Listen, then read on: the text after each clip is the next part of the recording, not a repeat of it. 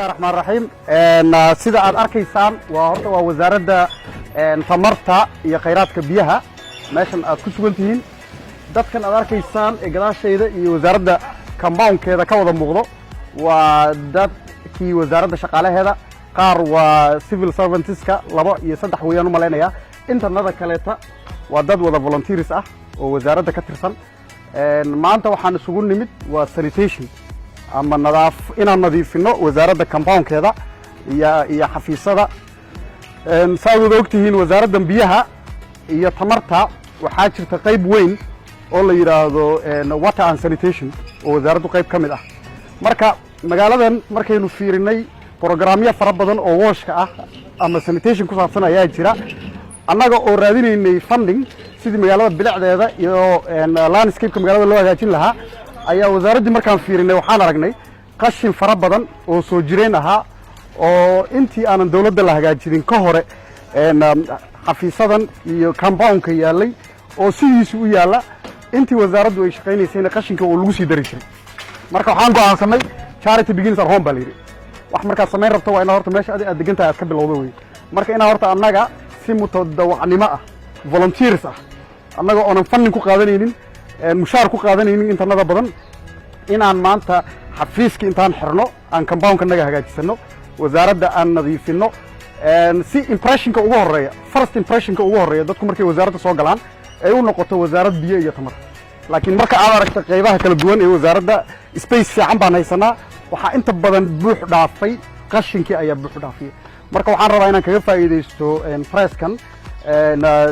dhammaan dadkan aad arkaysaan inaan u mahad celiyo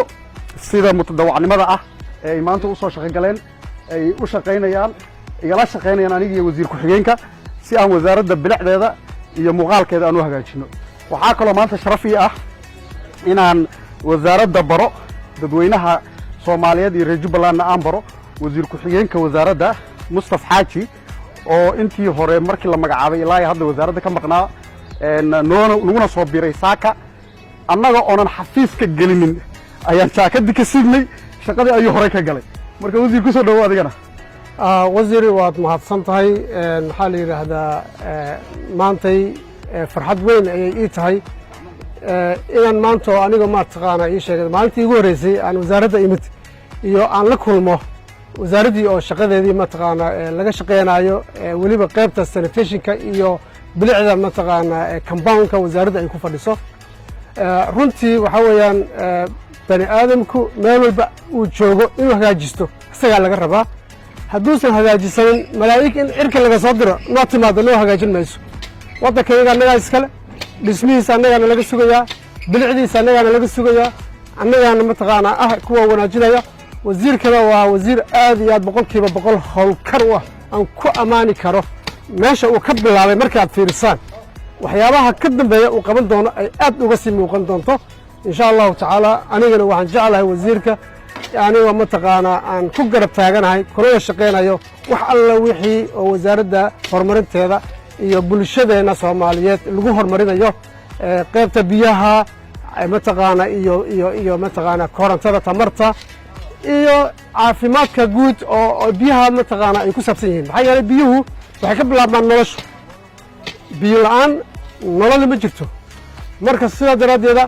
biyuhuna waa inay ahaadaan biyo nadiif ah nadaafaduna waa iimaanka barkiisa marka mar walba bilicda ugu horeyso marka ka shaqeyso ayaa inta kale tana fududaanaysaa wasiir waa kaaga mahad celinayaa boqolkiiba boqol inaan imaado oo aba shaqeynaysa aan ku arko hore kula ka shaqeeyana aad baan ugu faraxsanahay waxa aan halkaan u nimaanin waa intaas waxa ugu muhiimsan qofka shaqada sanitationka an-nadaafatu nisful iimaan nadaafadu waa iimaanka barkeeda marka idinka waxaan kala u mahad celinayaa wariyaasha iyo mataqaana ii sheeg adiga iyo dadweynaha halkan jooga oo maanta nagala qayb qaatay shaqadan quruxda badan waxaan rajaynaynaa wasaarad walba oo magaalada ku taala inay shaqadan oo kale laga qabto haddana kadib inaan u sii gudubno magaalada banaankeeda dadkii inaan u bilowno inaan magaaladeena quruxsano ogaada dad cirka malaa'igna looga soo diro waddanka noo hagaajin maayo annagaana laga sugaya inaan hagaagsano annagaana laga sugaya inaan dhisano wadooyinkeedaan dhisano qashinkeeda aan xoorno wax walba aan kala hagaajisano maamul wanaagsan u sameeyno dadku ma kala wanaagsana laakiin way kala maamul fiican yihiin maamul fiican inaan la nimaano si dadka adduunyada ku nool si u nool u noolaano waana mahadsantihiin waxaana mar kale ugu mahadcelinayaa wasiirkayga sharafta leh oo mataqaanaa hawshan aad iyo aad u wanaagsan uu maanta noo bilaabay oo nagu dhiirigeliyay annagana mataqaanaa aan wada qabanay iyo dhammaan intii ka qayb qaadatay mahadsanidin